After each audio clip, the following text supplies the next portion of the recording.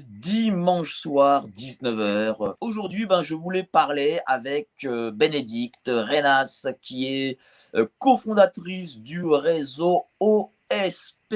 Et on va donc discuter avec elle en live des jeunes qui militent contre ce fameux pass prochainement vaccinal. Et en effet, il existe des jeunes, voilà, il existe des jeunes qui sont contre ce pass. Bonsoir Mike. Ok, oui, globalement on a entre 25 ans et 40-45 ans. Des jeunes professionnels globalement. Il y a quelques étudiants. Et donc le réseau OSP, c'est le réseau, donc on s'en passe, parce que voilà, on n'a pas besoin de passe et on s'en passera. Avec une amie, ça faisait 6 mois qu'on allait aux manifestations de Florian Philippot. Donc là maintenant, ça fait 1 an. On avait un peu la colère qui montait en nous. Et avec l'annonce du pass sanitaire, on s'est retrouvés encore plus en colère et avec une envie d'agir. L'idée, c'est d'être un peu militant, aller ensemble en manif, mais c'est aussi de se soutenir, de créer du lien, sentir qu'on n'est pas seul déjà, pouvoir parler librement, sans faire attention à ce qu'on dit, soutenir ceux qui ont perdu leur boulot, ceux qui ont des soucis même au sein de leur famille. Une fille qui témoignait, qui disait qu'elle avait dû quasiment se battre pour passer Noël avec sa famille puisqu'elle était la seule non vaccinée. Enfin, c'est quand même assez lourd. Des amitiés qui sont abîmées ou rompues. On recrée des nouvelles amitiés sur des valeurs. On partage des choses assez profondes. Donc, c'est lors de nos soirées. Donc, on fait une conférence et un apéro. C'est là qu'on échange. Chacun a des idées. Certains collent des autocollants. Ils sont plusieurs à avoir monté un journal qui s'appelle Dystopia. Il y en a qui sont artistes. On a des musiciens. Donc, on aimerait bien être en musique reprise d'une chanson. Enfin, on aimerait bien diffuser. C'est des projets comme ça en fonction des talents de chacun. Et c'est comme ça, le fait de se retrouver régulièrement, de connaître chacun, il y a des idées qui émergent, des nouveaux projets. Nos soirées aussi, nos conférences nous permettent de nous former. Enfin, on a reçu Nicolas Vidal, on a reçu Maître Divisio, on a reçu Michel Maffezoli, on a reçu Philippe Prigent pour notre première soirée. Il nous a fait l'honneur de venir chez nous. Mais moi, vous m'avez pas reçu en tout cas. Ça, c'est sûr. Bienvenue. Avec Maître Divisio, on a fait des exercices de débat. Maître Divisio défendait le pass sanitaire. C'était assez marrant de le voir dans ce rôle-là, avec toujours sa capacité à surprendre ses adversaires qu'on lui connaît. On a passé une super soirée avec lui, il nous a bien fait rire en plus, donc c'est très sympa. Maître Divisio a tweeté justement sur votre rencontre. Il y a même un de nos membres qui a trouvé du travail auprès de Maître Divisio là, grâce à la dernière soirée. Ah bon?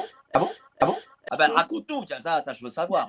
Un jeune de l'OSP, il sera. Ça c'est cool. Franchement, ça c'est. Ouais, non, c'est assez fort. C'est-à-dire qu'il y a des compétences quand même chez les jeunes, quoi. Voilà, des compétences chez les jeunes. Voilà. Et puis nos soirées aussi, nos conférences nous permettent de nous former. Un journaliste comme Nicolas Vidal qui donne aussi son point de vue, de Putsch. Ça nous donne des arguments aussi, un regard critique vis-à-vis des médias. Il nous a rappelé qu'il fallait bien soutenir les médias alternatifs, comme le tien. Donc, il a demandé 4,90 € peut-être. Il a dit donnez-moi 4,90 € chacun. Je pense qu'il a récupéré quelques abonnés. Et donc Philippe Prigent, pareil, avec donc lui un regard d'avocat qui passe dans les médias et tout, qui nous a donné lui aussi son point de vue. C'était au moment du potentiel vote au Sénat là, de l'obligation vaccinale.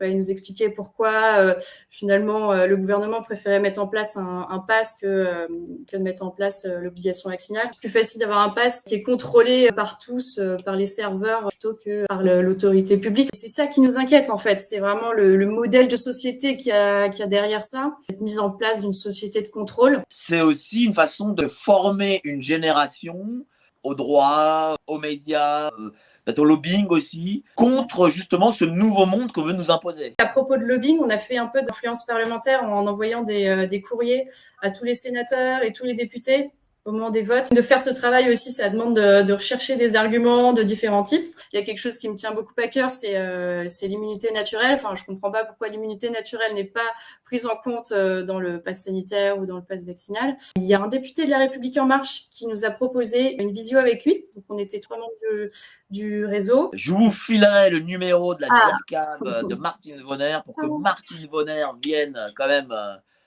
discuter chez vous à l'OSP. On est en partenariat avec Bas les Masques, le site. Bas les Masques, je savais pas. On a proposé aux Mamans Louves aussi de les aider. On va pour les enfants culpabilisés à outrance, alors qu'ils sont pas du tout responsables du Covid. Enfin, ça n'a aucun lien. On s'inquiète vraiment pour les générations qui viennent. Enfin, Ça a d'abord été les jeunes avec les soirées. Maintenant, c'est les enfants dans les écoles. Enfin, ça va les rendre malades, quoi. C'est, sur le long terme, c'est catastrophique. Enfin, les conséquences psychologiques, je pense, vont être... Être anti-pass, c'est pire que d'être militant pour Éric Zemmour à la Courneuve, quoi. Tu vois, enfin, ou à Saint-Denis. Franchement, c'est un truc, tu risques ta vie presque. Quand on voit aussi comment parle le président de la République, bon voilà, si c'est lui qui montre l'exemple, c'est sûr que ça n'arrange pas les choses. Pour moi, le pire, c'est lorsqu'il a expliqué que ces gens étaient irresponsables et n'étaient pas des sous-citoyens, n'étaient plus citoyens. Comment tu as pris ces mots?